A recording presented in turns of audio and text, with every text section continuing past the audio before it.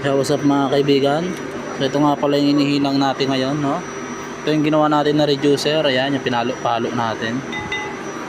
Ayan, no? So sa ace na pipe, tapos nireduce natin sa 4 kasi itong planch natin 4 yan mga kaibigan. So ayan yung ating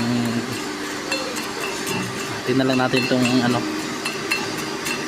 pinagagawa natin dito. Yo.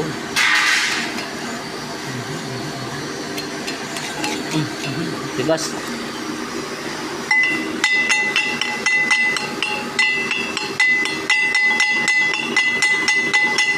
Wala tayong pantiktik, no?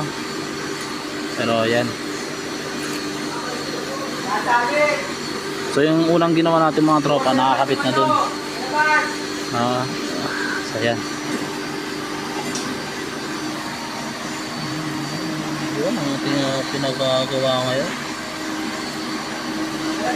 Yun, no?